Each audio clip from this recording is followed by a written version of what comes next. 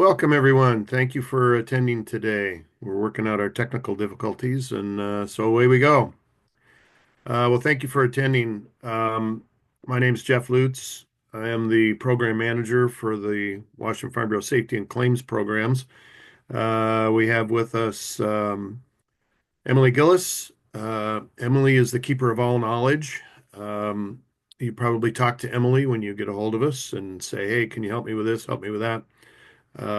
Emily is I'm amazed at the things she does. We have with us Dominique Damien. Dominique is hopefully moving into a new role of our training manager as we change our programs. We'll talk a bit more about that as we move forward this morning. We'll be done here by about 2 o'clock this afternoon, so it should be a pretty decent day. And of course, I'm kidding on that. Just a couple of hours at the most, but we'll go through a lot of information. But Dominique is she's spearheading, heading up a new program development, and part of that is our training and education portion. So also on board is Ashton Baker. Ashton is one of our claims managers at our office. You probably have interaction with her. And Lisa Sullivan is also on, and Lisa's going to be doing a little bit of presentation for you in a little while on early return to work and why things are important with recording employer report of accidents and all the things that go along with that, all the myriad of great things you get to do. But I'm going to start. Who did I miss? Is Gwen on? Let's see if I can go to and not mess it up. Go to No, participants. Gwen's not on yet. Gwen's not on. Okay. So there's several of us that are part of your team that we do our safety and risk management in the field. We do all the logistics and planning and record keeping, and oh my goodness, the myriad things that go along with that. And then the claims side. And the easiest claim to manage is the one you never have. So let's start, and we'll talk about that. If as we go on, if you have questions, make sure that you put those in the chat, put those in the Q&A. There's a couple different people monitoring that. I think Dominique's doing the engineering master on this, so she can check those and ask questions as we go. So any questions, be sure and ask. Let's start with a minimum wage in Washington, and that keeps ratcheting up. Um, the adverse wage is 1774. Yeah, 1774 an hour. So that means if you have foreign workers that are H-2A that are coming in and helping you, then you have that adverse wage that needs to be paid. So 1774. If you're in an area like Bellingham, where there's extra minimum wage costs in the urban areas, it's 1766. Burien is 1966 for large employers, 1866 for midsize. Renton 2090 and 1890. Seattle, um, 20 $20.76 in the Seattle area for all employers. SeaTac has some specialty for transportation industries, hospitality. That's at 2017. And the list goes on. If you're in an unincorporated county for King County, you're at 2029 for large employers and 1829 for mid-sized employers. Okay, so why are we telling you all this? Why are we bringing all this up? So one of the things we do at Farm Bureau is we have a lobby team. We have a government relations team that works issues in the legislature. And of course, legislative action is going on right now. Legislature convened last week and 2 weeks ago, and we are a long 90-day session this year that will include budgets and all those things.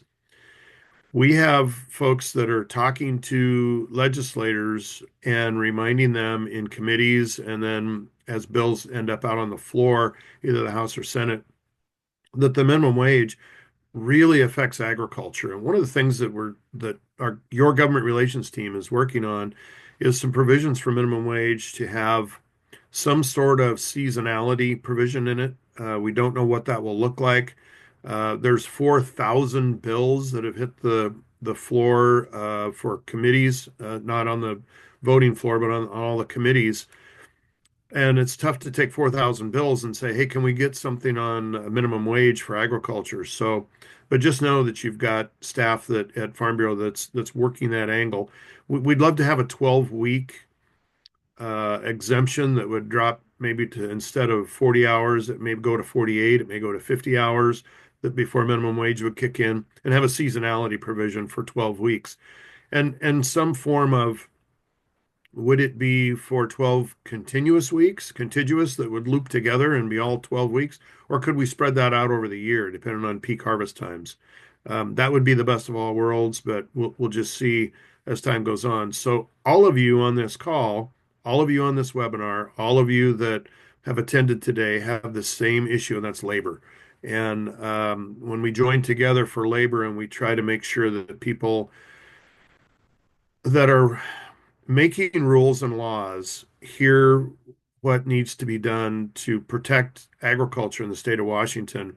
Vitally important that you're involved in that. So if you get contacted to testify, in person is amazing. In person is the most effective. And realize that you're not going before the full House or the full Senate. You're going to a committee.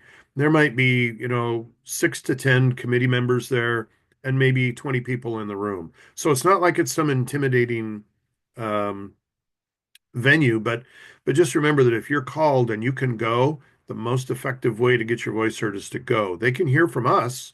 I can testify. Emily can testify. Dominique can testify. Your staff members, we could go testify, but your testimony brings far greater weight than ours does, just because you are in the trenches, actual signing the fronts of the checks, being the employer, and it affects you, and they want to hear from you. So if you can go, go. If you can't, a virtual link is the second best way. Just know that if we have issues, that we will be um, requesting that. A lot of times, what happens is government relations contacts us on the safety side and says, "Hey, who can come and talk about minimum wage?" And then we get folks like you that would have that ability to come and be engaged and testify. So just know that just because the minimum wage is going up, there's not things that are not being done about it. That's a double negative. So that means there are things that are being done.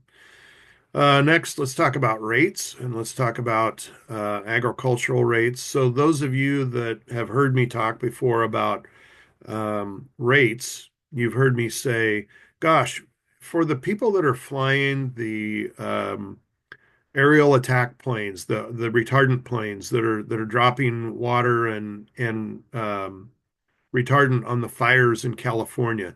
How much do you think they pay an hour for their workers' comp? If you look at Washington State, those people are paying in Washington State because it's California, so it's going to be a little bit different. But they're paying like $25 an hour for workers' comp. And then you can look at the rates here and you can see, and we'll talk about the change here in a minute, but you can see the changes that have occurred and the costs. So let's take nurseries and shellfish because it's like at $1 right now, and that's easy to calculate. And you can see what that does to your costs. Imagine being at $25 an hour and having it go up 5%. That's a big chunk. That's a big hit.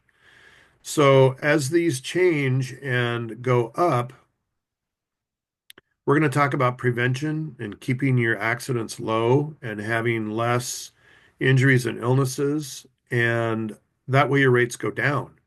You pay less in up front.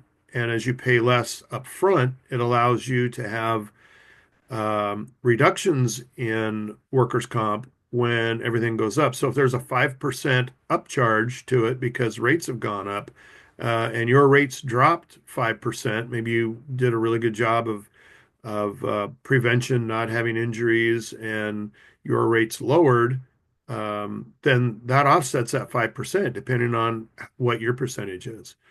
So remember that it takes a while for those claims costs to hit your rates. It's usually 3 years.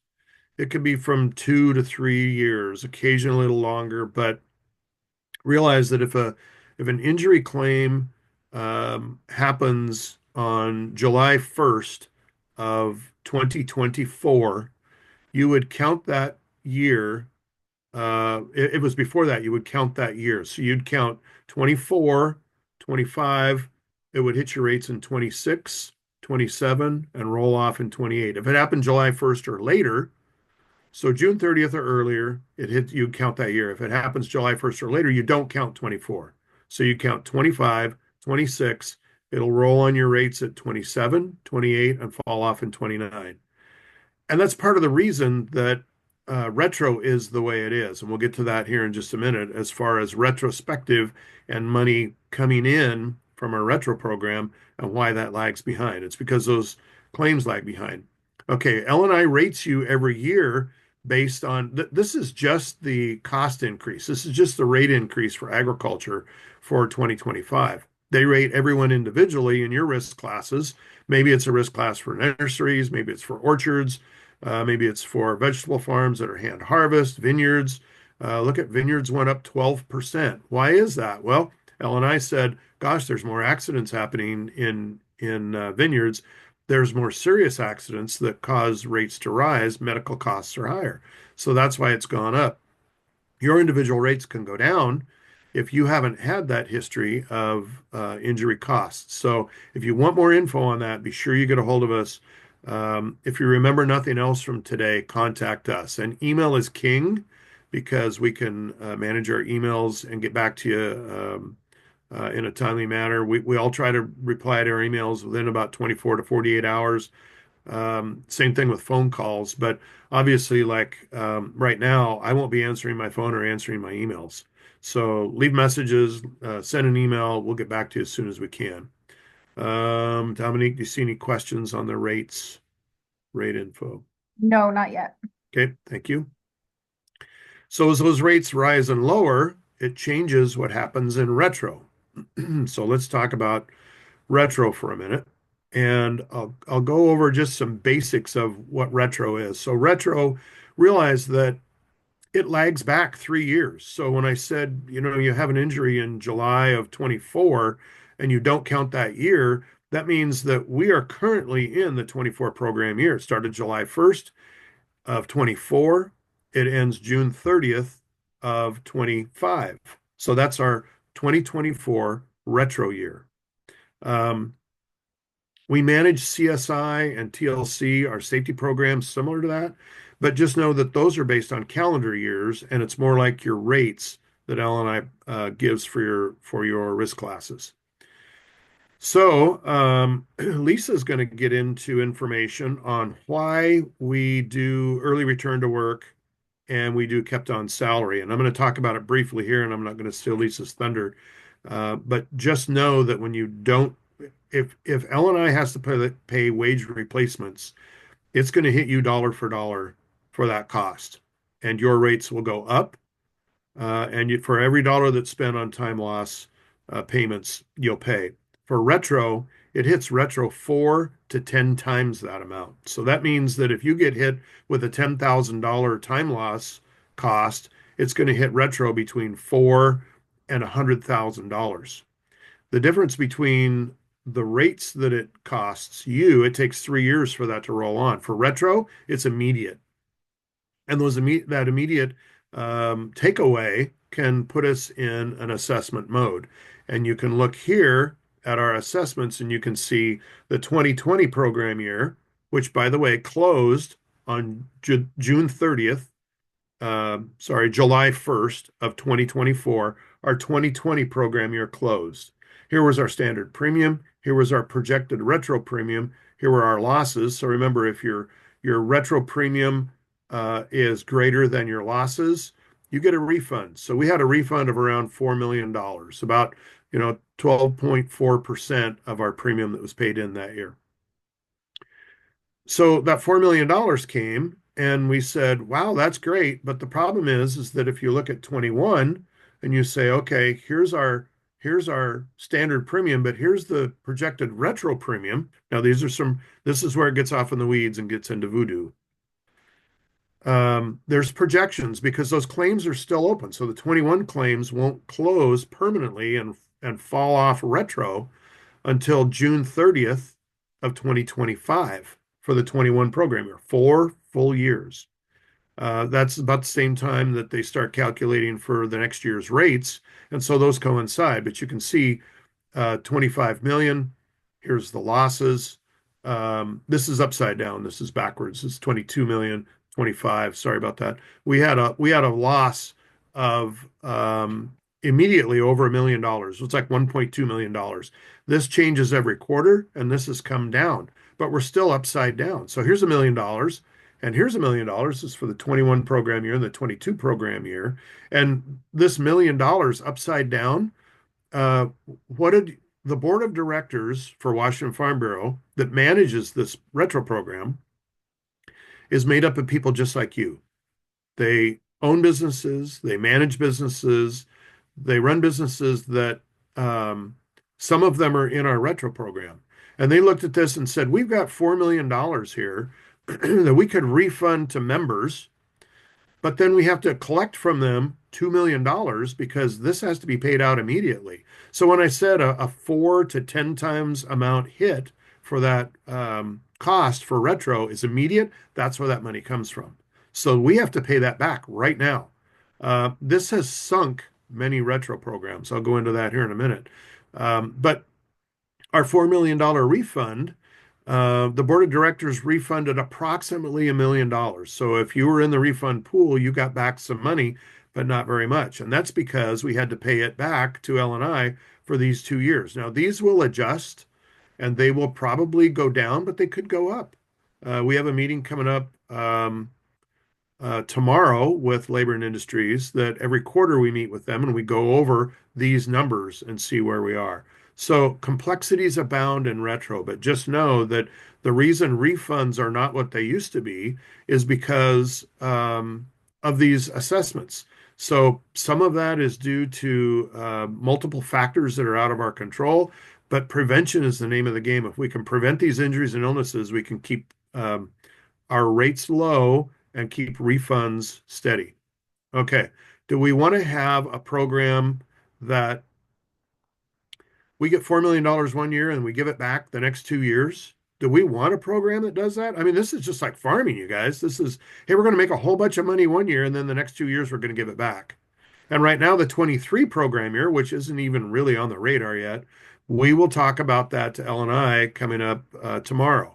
And we'll find out where these numbers lie for assessment versus refund. Right now, we're projected to be in refund mode for the 23 program year that closed June 30th of 24. That was the 23 program year closed. And here we are 7 months later, and we're just finding out what our finals will be on that for projected.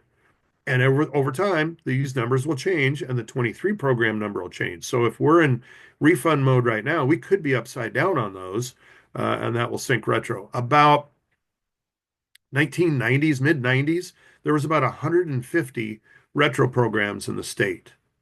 Today, there's about 60. And it's because retro isn't paying anymore. It doesn't bring the refunds that it used to bring. You know, we had years that we refunded 1 year. The greatest refund we've ever had is $15 million back to our members.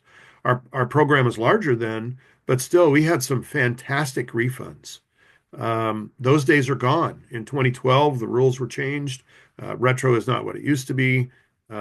It's changing. So we're moving more towards we depending on what the board of directors decides, we will likely always have a retro program.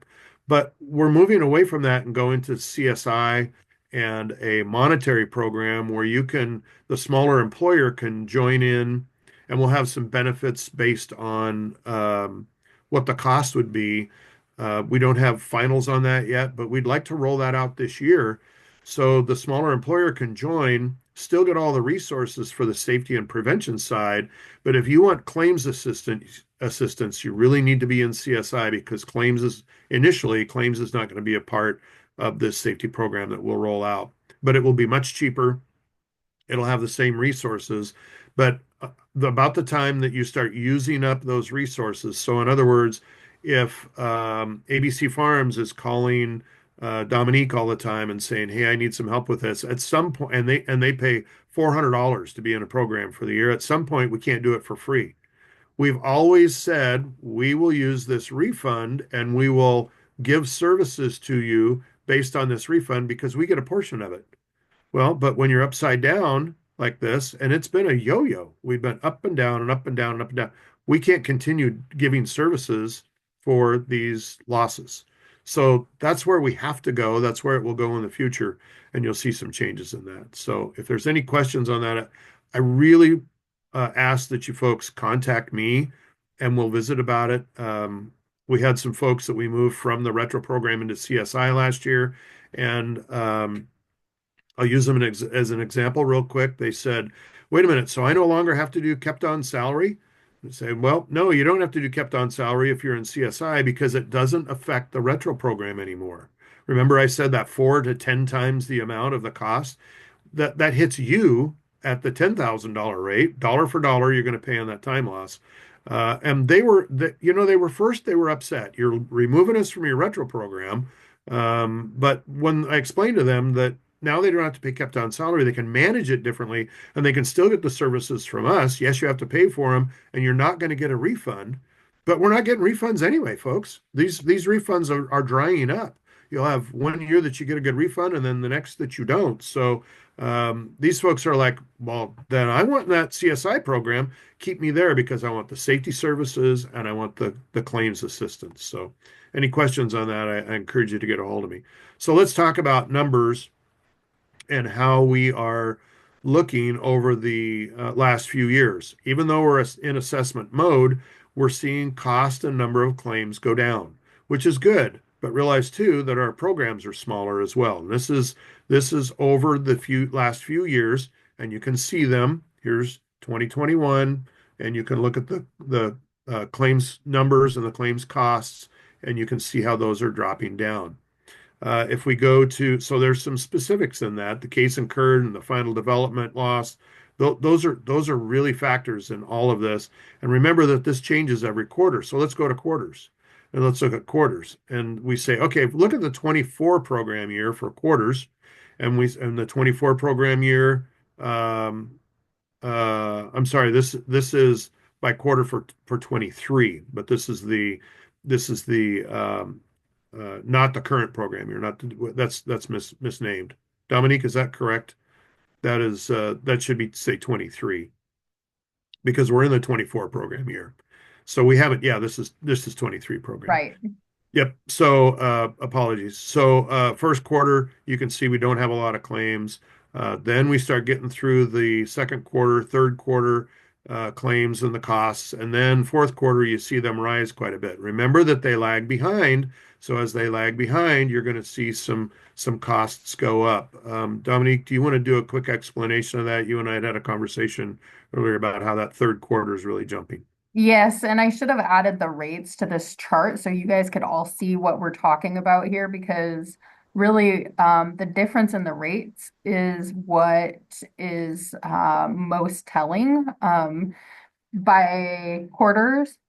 Um, so obviously our industry is seasonal, so we're going to see an uptick when we're in harvest. However, the rate of the claim in quarter one is $11,260 per claim, and the rate in quarter three, which is typically more harvest, is $20,367. So we're obviously having more serious and maybe harder to return to work or harder to get into the doctors, whatever the cause is.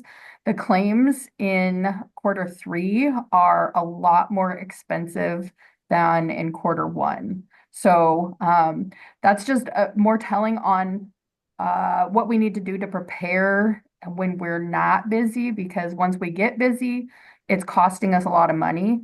And not just obviously the number of claims goes up at that time, which is going to happen because we have more people working at that time, but the cost per claim shouldn't be going up that much.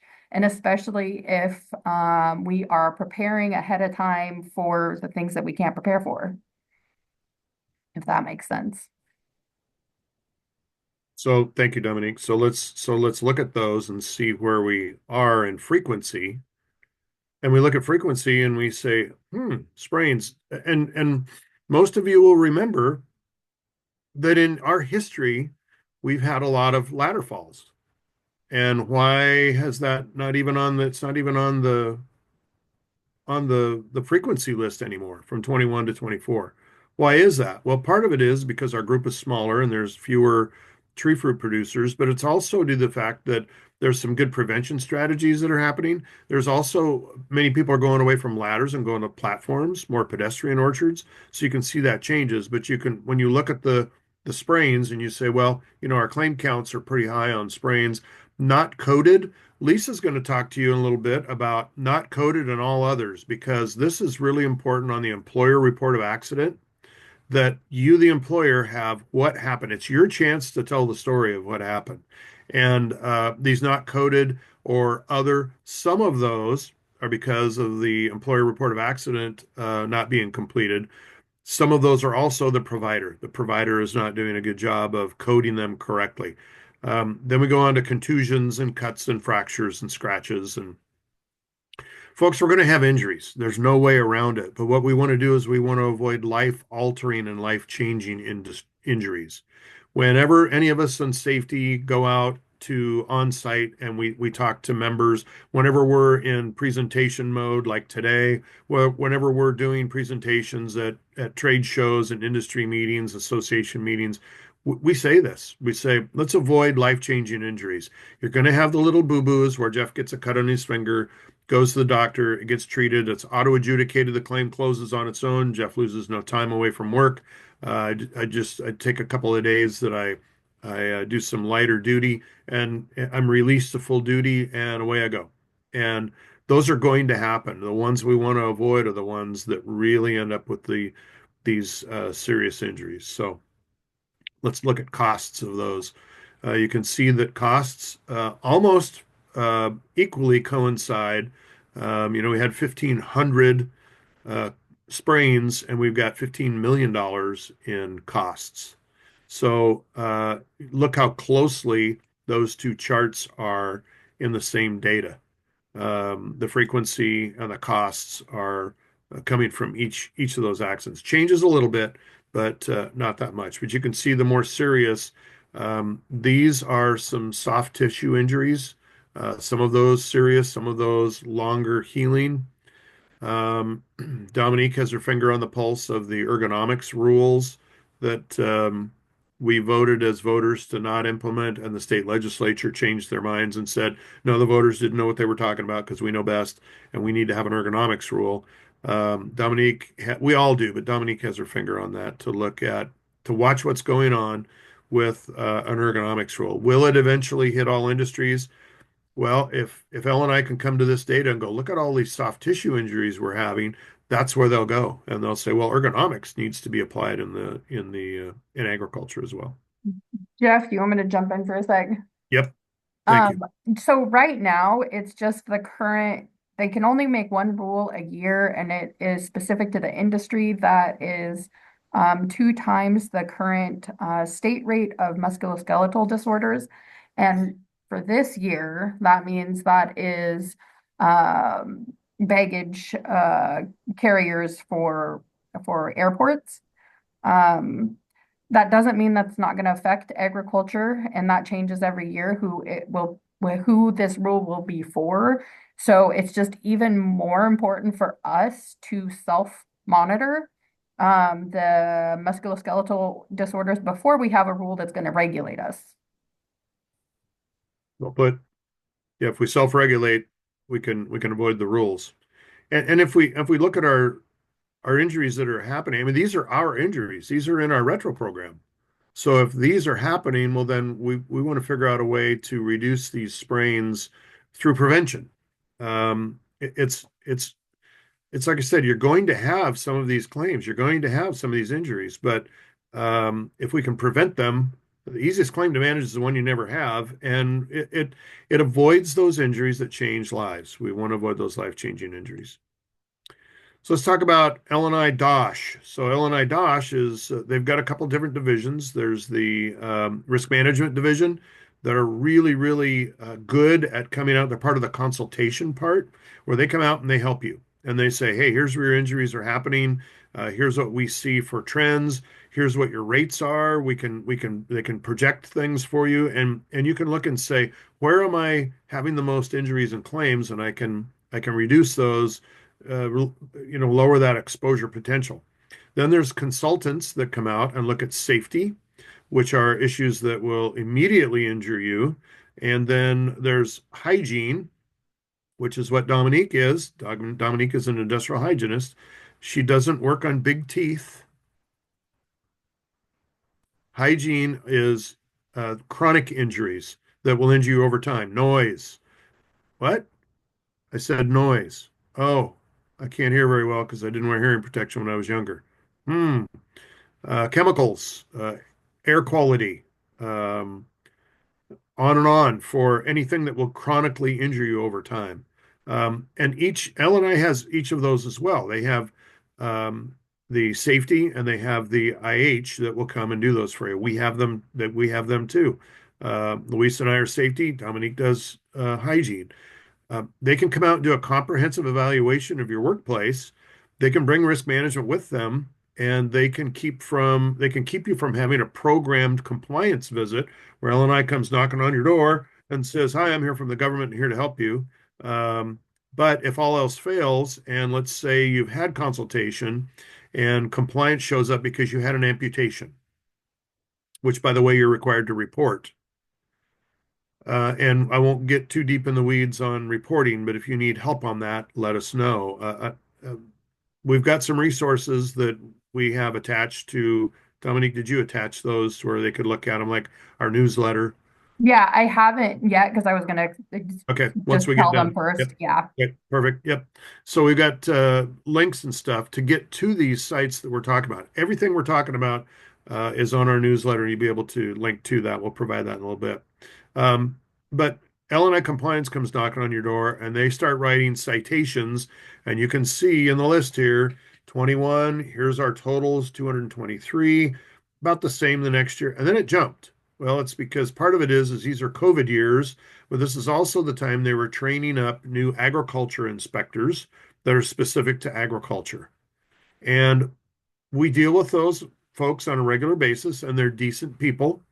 It's not a fun visit, but they can write citations. And by the way, the cost of citations are going up. You can see here in 23, uh, this went up quite a bit for frequency of their citations and their visits and the things that they looked at and cited for.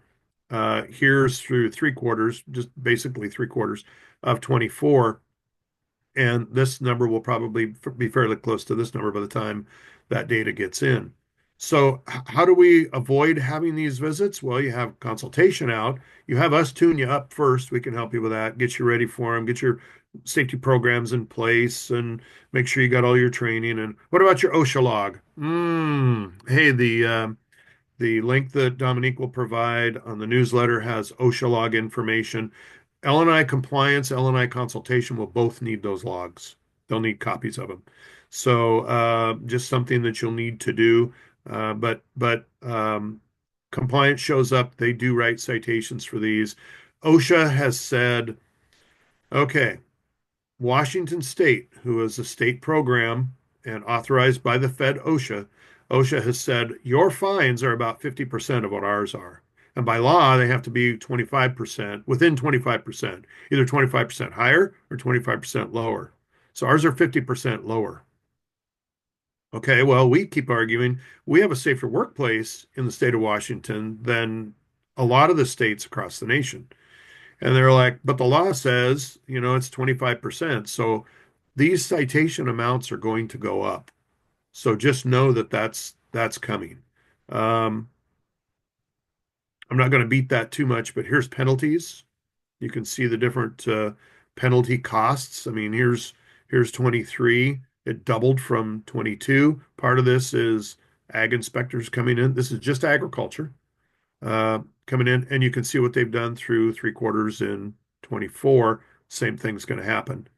Costs are going to go up. This is going to go up significantly when the requirements for increased fine amounts come into play in Washington State. So what are the most cited things that LNI is doing? Well, they're coming in and they're finding things like written programs, chemical hazard communication, outdoor heat exposure, medical evaluations, forklifts, safety meetings. This is all, some of these pieces are part of your accident prevention program and written compliance, written programs. Um, you look at pesticide protection, the worker protection standard falls under that. That's a large and daunting task. But you can see that these are things that LNI is citing for. We have some data that we can share with you that we'll provide that have their interventions of what they have done for visits, what the cost of their fines are, and you can link that to LNI's website and you can go find it out on your own as well. So, any questions on that so far? Hopefully everybody's gone to sleep. I'm pretty good at putting people to sleep. No questions. I have attached so far just the newsletter that we started in January. I attached the latest one from February that has the upcoming events and information about the OSHA 300 log, like Jeff was talking about. And I also attached the DOSH intervention information. So all of the information that was on those slides, you now have a handout that you can print off and refer back to if you want. And throughout the presentation, I'll continue to attach things if you guys want to download them. Thank you for engineering that, master engineer. So here's, as Dominique mentioned, the upcoming trainings. Here's some opportunities. Some of them have passed, but some of them are obviously still in the future. We have Ag Safety Day coming up on the 5th of February in Yakima. Um, Many of us from Farm Bureau will be there. February 26th will be Wenatchee. You can see some of the other pesticide trainings that are going on. We had a handler training in January. Dominique, do you want to visit about Focus Fridays and what we're doing there? All of the things, yeah, actually. So I did just add a link for Ag Safety Day. If you're interested in participating in Ag Safety Day, those are coming up. And we are heavily involved in planning this. It is a partnership with the Governor's Industrial Safety and Health Advisory Board and Labor and Industries. And it's a big conference, a full day of training offered in English and Spanish. And we are on the east side in February. We'll be back in Skagit County probably next November. So if you're interested in learning more about the Northwest one, you can get in contact with me and I can get you added to their distribution list to keep you up to date on that. Um, our pesticide handler class, we had a pesticide handler class. We unfortunately were only able to do that in Spanish because we only had 3 people in English sign up. And our train the trainer class will only be in Spanish because of the logistics of the venues and the lack of English participants that we get. Um, but that is February 19th and 20th in Mount Vernon at the WSU Extension Center. And then the Focus Fridays, that is something that we launched January 3rd. So we've had a full month of them under our belts now. And that is just a weekly webinar, short and sweet, hopefully fitting into everybody's schedule that you can get little tidbits of safety information for the week, just a topic to focus on. And those are during lunchtime. There are 15 to 20 minutes of training, and we have a list of topics through March that are published, and we have additional topics that will be coming up. It's a new topic every week, so it's just little bits of information that will hopefully give you enough to get you where you need to go. And if you need more information after that, of course, contact us because we have plenty. It's just trying to feed it to people in a way that is manageable. And realize too that they're recorded, just like this virtual workshop. It is recorded. You'll be able to have access to these. And as our program changes and molds to our new programs, all of these will be available for membership. It'll be paywalled because you won't get into it unless you're part of the programs like you folks are. So you'll get in, be able to get all access to the webinars, to the trainings, to the programs, everything we've got. And then as you need help from us, you get with us, contact us, and we work you through it and walk you through it and help you. But this is our job to get training opportunities for you to get to your employees. And this particular webinar will be available on YouTube afterwards. We do have a YouTube channel, and actually I can go through and link to it that has a playlist for our safety stuff. Our Focus Fridays they won't be on YouTube because they will only be available to our safety um, participants for now. And right now, we just don't have a good way to share it with our participants, but we are working on that. And hopefully by March 1st, we'll have a website that you can log into that you will have not just these short recordings, but even more detailed recorded trainings and other resources as well. Perfect. This is our last slide. So before I go on, I want to just go over our updates. Just make sure that we got everything to you that we've been presenting at our workshops. So some of those are DOSH rules. When rules change and come into place, I mentioned that Dominique is doing a great job of keeping her finger on the pulse of ergonomics and what's happening there. Know that federal OSHA is requiring some changes for heat-related illness across the nation. Washington State is a leader in that. Dominique actually sat on a panel with Fed OSHA and gave them advisories on their development of their program, and did not encourage them to develop a program. And fortunately to protect workers, we already have one here. Unfortunately, there's times that it puts burdens upon employers. At the federal level, they're talking about doing indoor heat exposure potential as well. So we'll keep our fingers on the pulse of that. Smoke rules changed slightly. Heat-related illness rules changed slightly. This is from 24. Most of you have all those updates on those. But know that there's always constantly rule adjustments and changes. And as those come out, we've got our fingers on the pulse of that. We're paying attention to that. And And we, Jeff, I know yep, you mentioned that penalties will be increasing. There is current rulemaking in Washington right now for their L&I penalties to be increased. yep. So Thank it you. is coming. It is coming. Yep. Um, let's talk real quick back on government relations about Climate Commitment Act and the funds that are available for um, the tax that was collected on off-road diesel fuel, off-road fuels on agricultural establishments that was exempt from the tax that was collected anyway. I encourage you to go to that. I've heard people say it's an audit nightmare. Don't go. Don't get that. But there's like $30 million in funds there, and in a year that the budget is $12 billion upside down, they'll say, "Well, look, agriculture didn't use that money, so we're going to use it, and let's take that $30 million and we'll use it, and it's just going to go poof off into their projects that they have." So just know that if you have not collected on that Climate Commitment Act tax refund, it's a good idea to do so. Get with us; we can help. Um, there are programs that we have. We have a healthcare program. Our healthcare program is built for agriculture. We have a presentation when it's a live webinar in person. I'm sorry, yeah, in person, not a live webinar. In person, that we have folks come and visit about our healthcare program.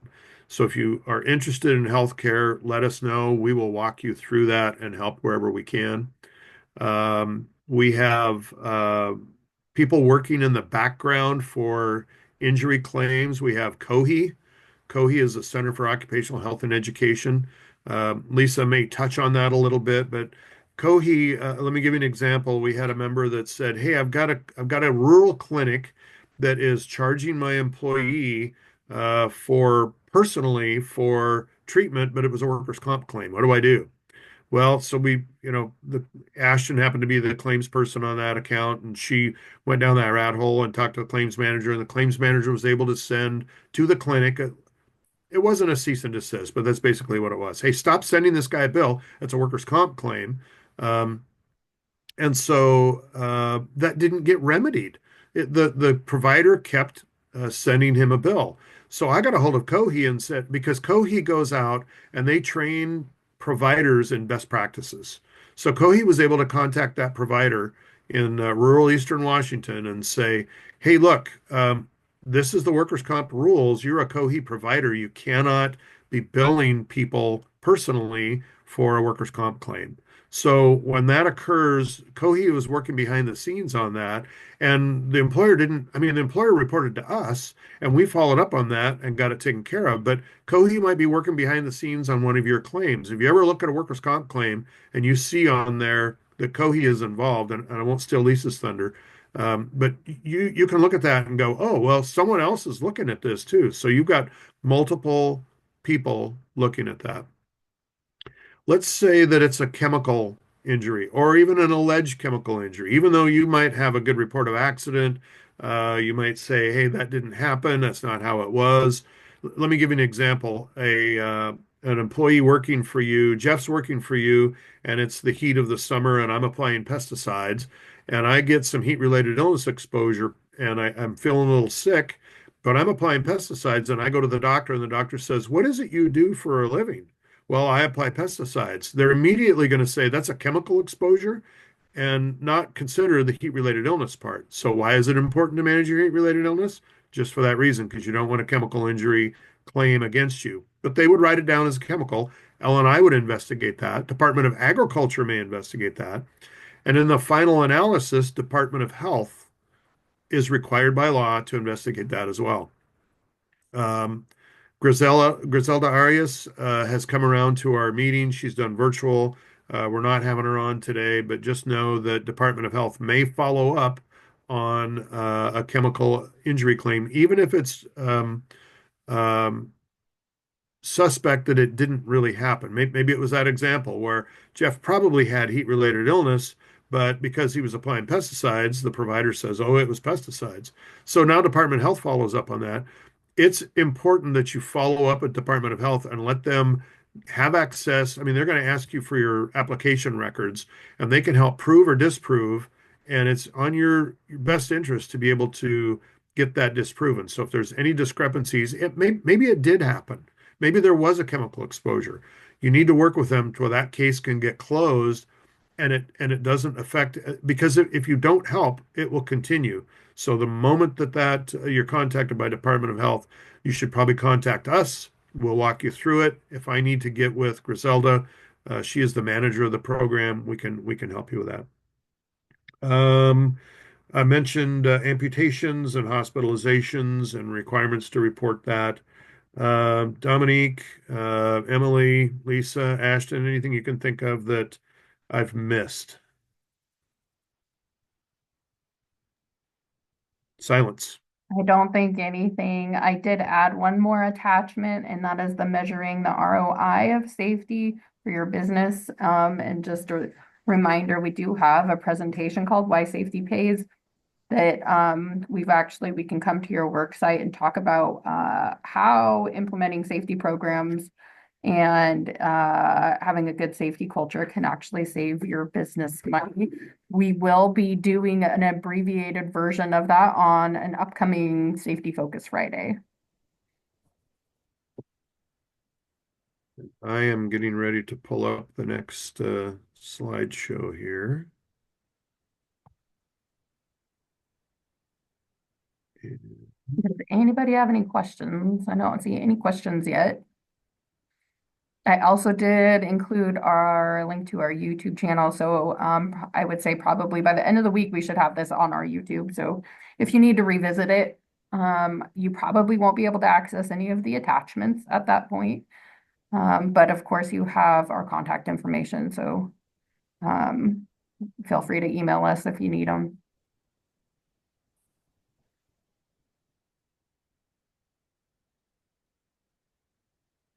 Okay, I'm going to see if I can do this a better way this time.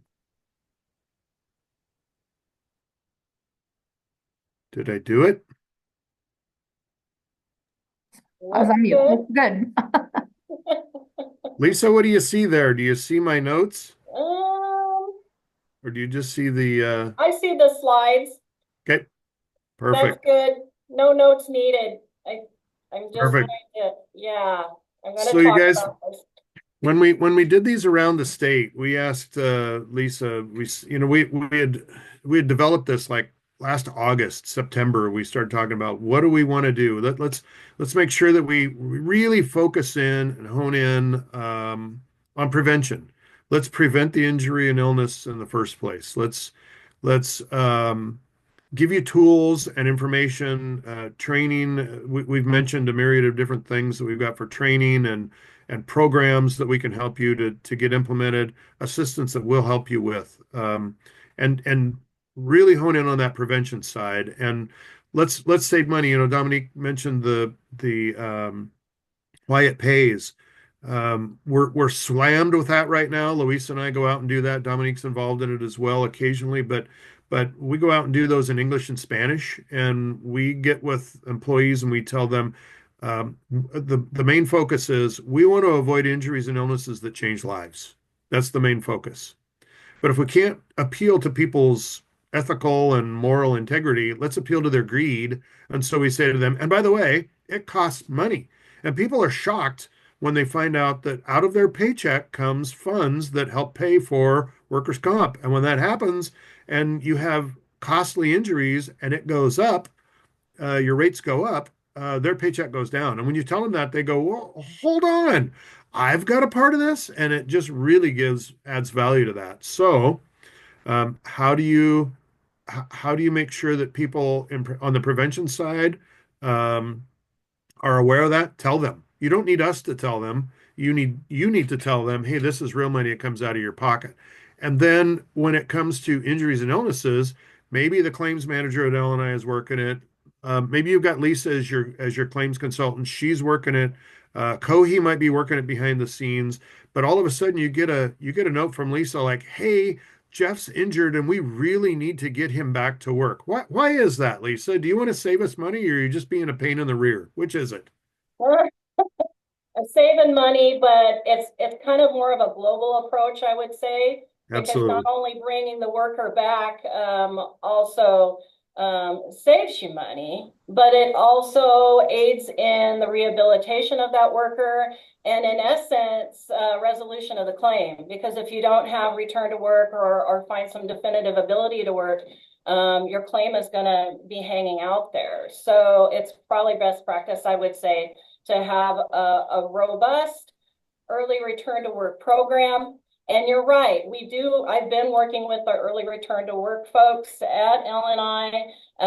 They have education support and tools in creating job analysis, identifying light duty job tasks, developing light duty job descriptions, and most importantly, drafting formal light duty job offers, which right now, if you have a formal light duty job offer in place that would meet the criteria to seek some of those stay at work benefits, reimbursements, and those reimbursements have doubled. So yes, there is a monetary component to a return to work plan, but like I said, it is kind of a global approach as far as creating or having more of a preemptive approach for early return to work and to offset those claim costs. So I guess the big question in the room is, does your company have a return to work plan? If not, let's put one in place and let's identify a few things and get that preemptive approach in place moving forward and to see something greater happening at your farm. So this next slide here, we're going to talk about the return to work culture. So yes, we want to develop a return to work culture, and that starts with you and trying to maybe make it a common practice and reining in those tools I was just talking about. So the return to work tools that I am talking about is one, identifying your different jobs with the job of injury job description. Also, two, maybe having some light duty jobs that are easily pulled if you know someone's sedentary, if you know if it's an upper body extremity issue or a lower extremity issue. You have some of those modified duties already in your mind when an injury does occur and affects that side of the body or that area of the body. So you want to have some things on the ready.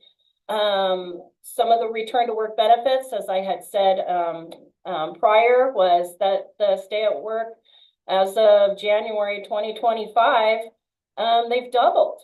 They've doubled, and I'll explain that more in detail. But if you're doing all the right things and setting up a formal light duty job offer, I'd like to see you get the reward. I'd like to see you get 50% of the wages you've paid while they were on light duty. So as far as a return to work culture, it's a collective mindset within an organization that focuses on returning an injured employee to work as soon as possible. Yes, why is that? Oh, well, we don't want to develop a disability complex. We don't want someone who's out just, being out and not being engaged, not only with your other employees and getting gradually into work again, but once they're at home sitting on the couch, that's not doing you any good or them any good. And the claim costs pile on. Next slide. Again, why is it important? This is that disability complex we're talking about that can develop.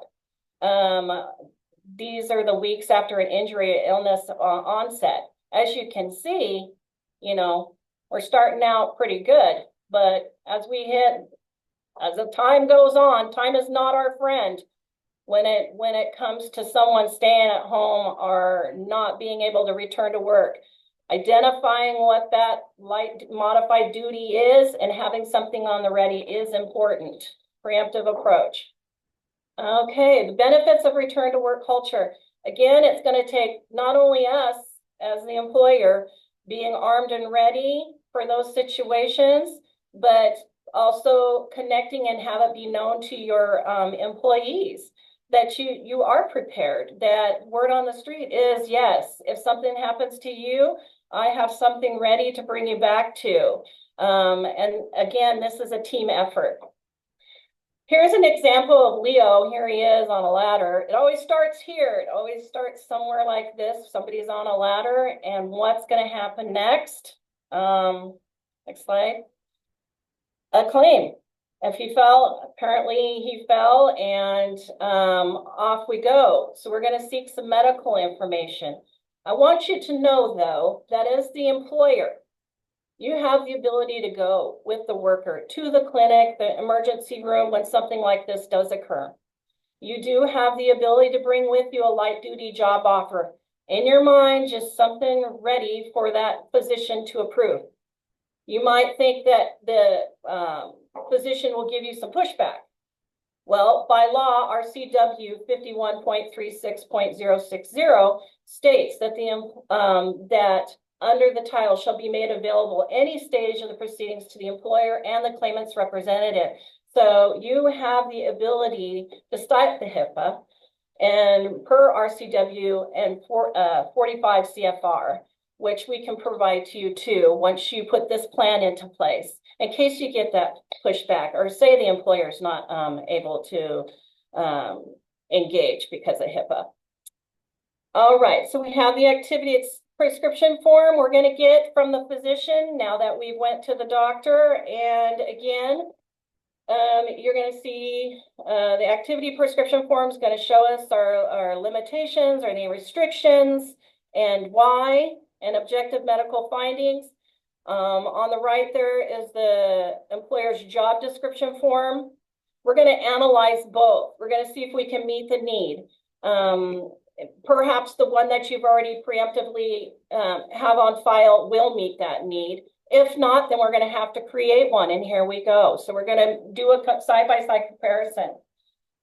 What we really need to focus is on the activity prescription form is the restriction area. As you can see, in this instance, there's a lot of nevers in this column. Obviously, the left side's out. We can't work with the left side. There's some occasional for the right.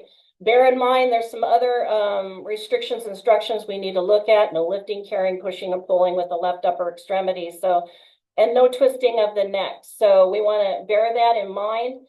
And also, I just want to pay attention. I want you to bring your eyes to the attention of the little skinny line on top there that says capacities apply all day, every day of the week, at home as well as at work. I wish this was bold for the worker to see, because, you know, the restrictions don't just remain with the employer. The restrictions are in essence for the worker to adhere to after work, not just at work. Next slide. All right, and here's our scenario here. This is the top of the employer's job description form. Here we go. Leo is name, the claim number we want to reference, of course, the company name, and the light duty job we're creating. And in this instance, it's a bin checker, row walker, and he's picking up some trash. So 8 hours a day, 5 days a week. Oh, now here's the restrictions. It looks like, again, we made that comparison. I love the fact that on this, there's some description of the tasks. We want to make it clear. We want to make it clear to the provider, because guess what? The doctor, he doesn't know what you do. Only you know what you do and what's done on your farm. This being able to paint a picture for the provider will in essence make it easier for him to say, hey, I approve this. That makes sense to me, right? Because they have, with agriculture, we're at a disadvantage where they don't really understand all the things we do and how we do them. So in this essence, I really love the additional description of the tasks and not just checking boxes or putting frequency down, because it's really going to be an eye grabber. And again, will maybe give some assurance to the provider that this should be approved, that this worker can do this task. So next slide. How do we get it there? Well, we're going to send this light duty job description for approval to the attending physician. Again, we can fax it. Sometimes on the bottom of the activity prescription form, there's a phone number. I just take it, Google it, reverse list it, and I could see where a fax number is if you can't obtain a fax number. Of course, us at Farm Bureau, we can help you with that. All day long, we can help you with making sure it gets there if you have that on hand. Again, you can hand deliver it if you actually wanted to go to the facility yourself, or you could have had one on the ready and gave it at the time of injury too, when you accompanied the worker. Or, and then you want to make sure you follow up. So when you do fax something in or deliver it, I circle around myself. I call a medical assistant. I find out if indeed it was received, if I have to resend it again, or what the status is of that light duty job. Next slide. Here we go. This is what we're hunting for, and this is what we're going to need to meet our criteria for those stay-at-work benefits I talked to you about. The physician in this instance, Dr. Burns, he approved it, and of course he signed and dated it. I want you to pay close attention to the top line there on the approval where it says the effective date. Now, I'm all about, let's just bring them to work. So if you have an eager worker that wants to return to work and you don't have this formal piece in place, bring them back. Say you brought them back today, January 29th. And here we are trying to work this and get an effective date. The early return, the stay at work people are going to look at the 3/12/24 date. But if we brought him back earlier than that and we're still waiting, we want to put an effective date. So we want to put a different date, the date he actually returned, up there, and have them put that up there in the effective date. So how would that take place? Well, I put it in my letter, fax letter. I say, please make this effective XYZ day. So it's not just based upon the date that the physician signed it. And then that way the stay-at-work folks would be able to see the effective date and pay you 50% of those wages from that day forward. Next slide. Okay, So we're going to talk about the formal light duty job offer. And this is the big one. We have templates here. I share them with our members. The rest of us Clem consultants have the same. We can share them with you. The letter is essential. It's going to have your start date. It's going to have your time, who you report to, your hours. It's going to illustrate whether the worker accepts this offer or declines it.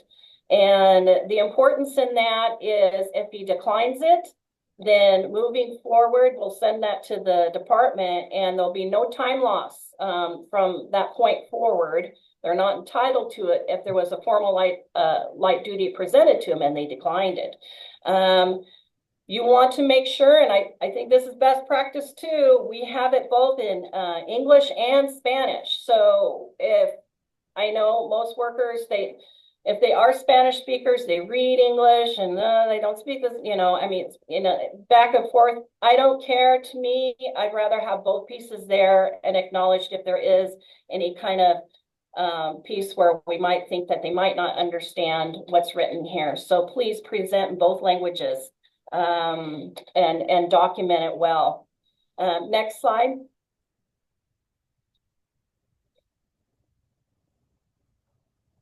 Next slide.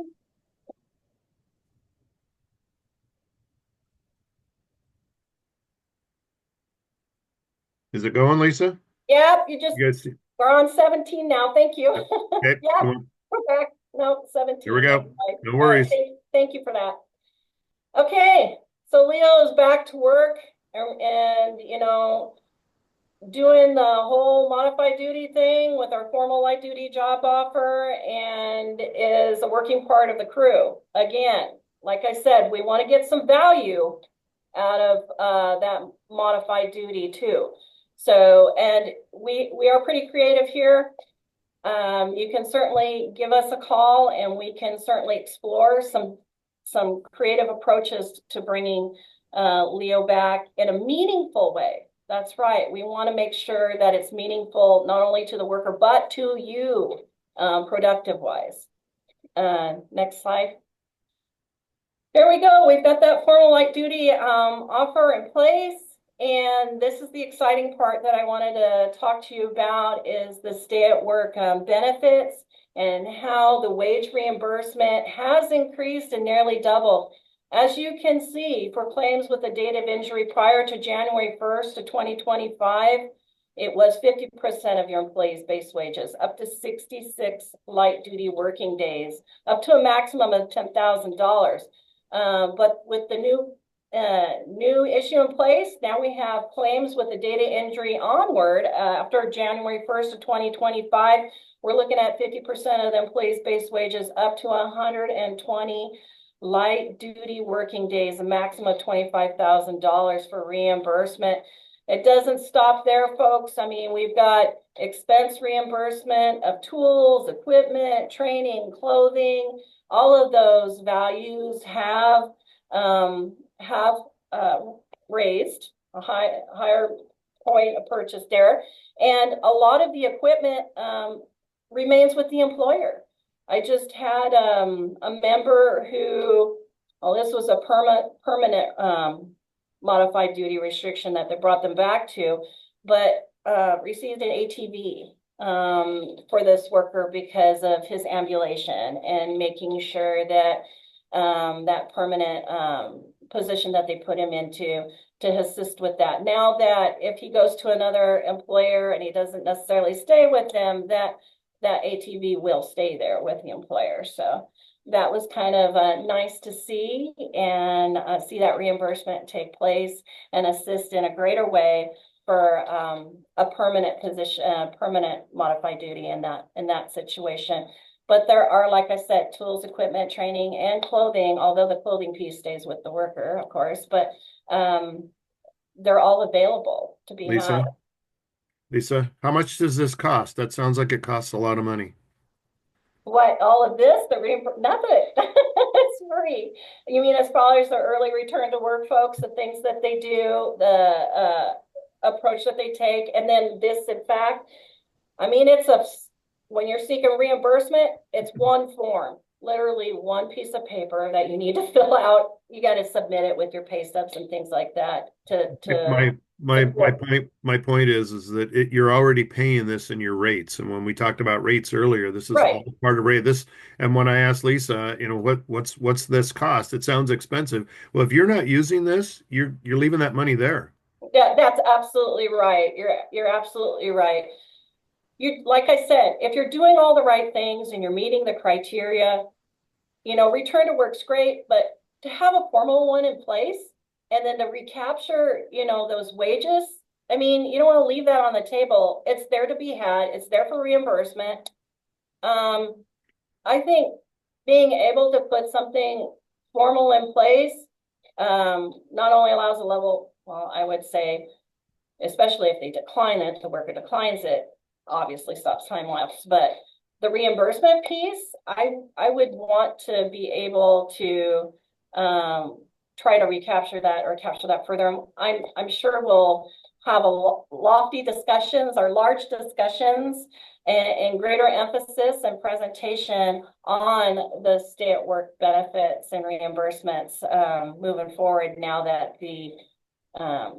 those the reimbursements have doubled. So We do know also that right now there's a little bit of a backup on getting these refunds out. So just be patient. But if you remember nothing else from today, call us and we'll walk you through it. If you need help with stay at work, all of us can help with that. If you ask me, I'm pretty knowledgeable on it, but I'm going to refer to Lisa. yeah, She's an I answer. did help a member walk through the process. We did receive reimbursement for the wages he submitted. We there was a dip in a bubble because there was an error and we had to resubmit the wages, but we didn't lose our place in line. So when I called and I made, some contacts there, I said, hey, I don't want him pushed back in the line. He goes, no, once you submit it, if you've made an error, there's some grace in that. They'll let you, correct the errors and you won't lose your place in line. When I had called at the time, they were backlogged. And they said because of this, the new incentive, that they're hiring more individuals and they're going to get them trained up. I think we filed in August, I would say, and we received reimbursement in December. So they were like 4 months behind. But again, you won't lose your place in line if there's any kind of misnomer. They want to be there for you as far as accompanying that those reimbursements and not losing sight of it.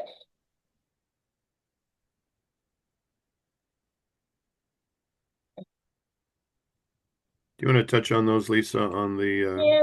services they have? Yes. So the early return to work ladies could probably, if they were here, they'd probably give some greater emphasis on some of the things they do. And like I said, they are a resource. They can work with you. When I spoke with them, we talked about developing job and injury job banks.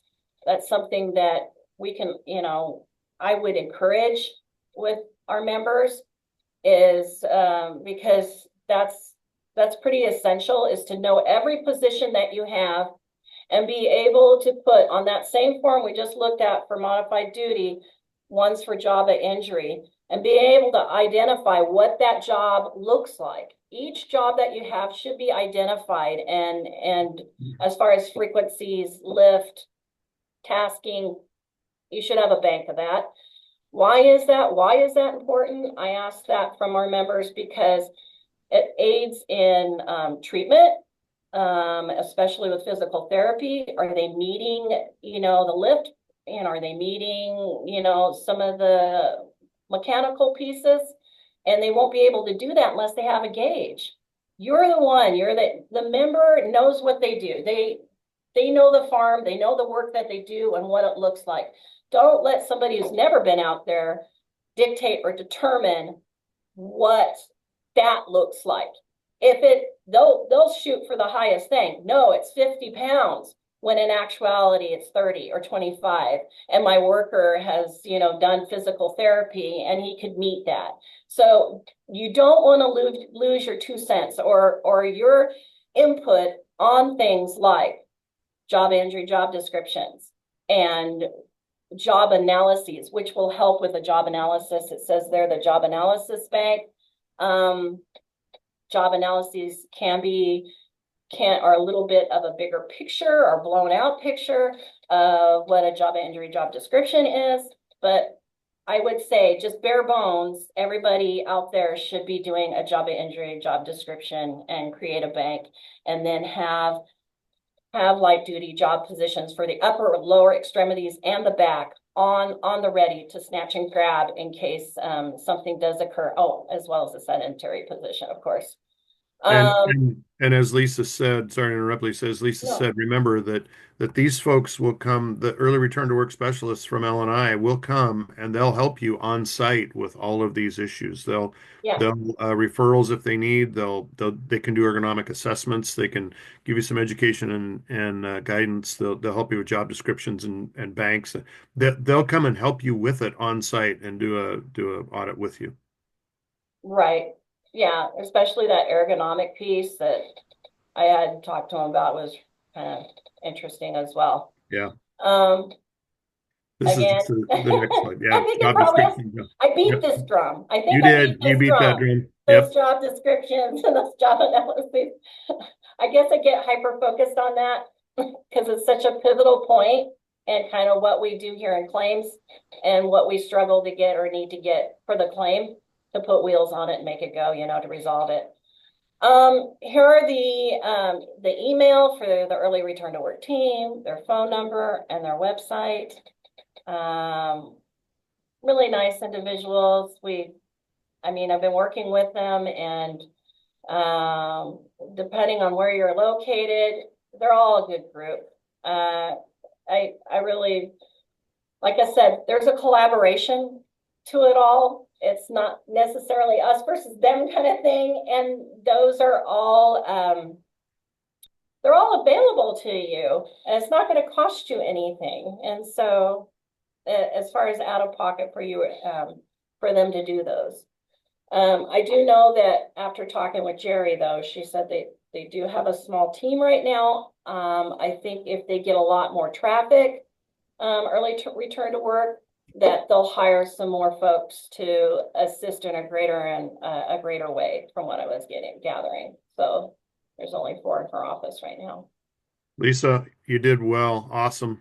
That's a bunch of information. Like I say, when we put this together, we really discussed it last summer and fall. How do we want to do this? And Lisa put this together. I mean, Lisa made it happen.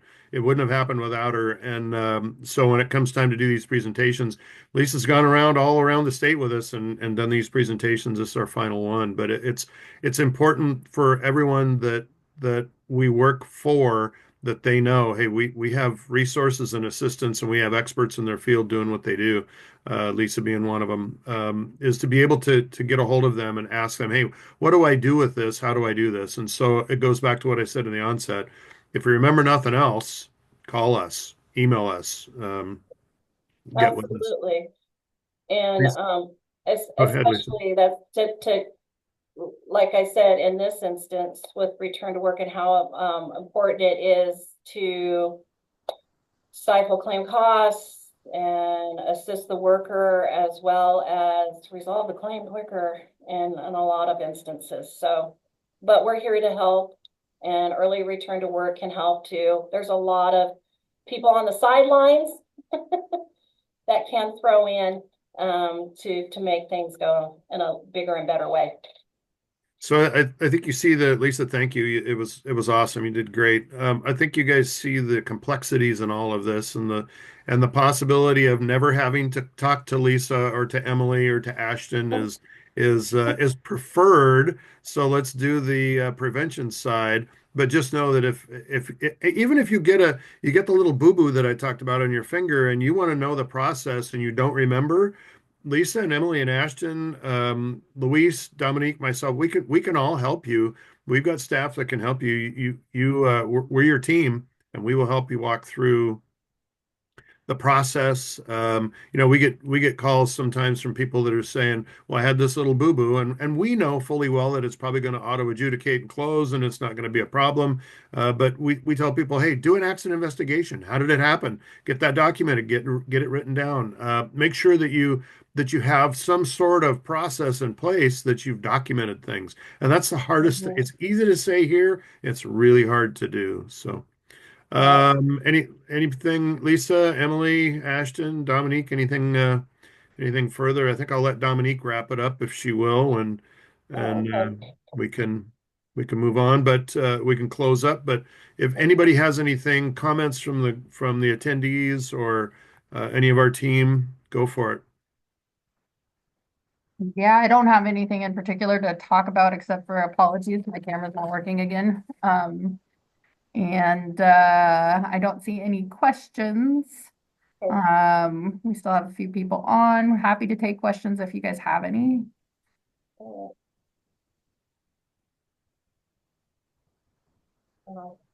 Well, we allotted 2 hours for this, and we went an hour and a half, even with the technical difficulties at the beginning. So operator error. If the old guy that did the original engineering knew what he was doing, thank you, Ashton, for the inputs too. So we got that started and going where I could screen share well. So thank you, everyone. We know that everybody has. I mean, even us on staff, while we're doing this, we've got 10 other things we need to be doing.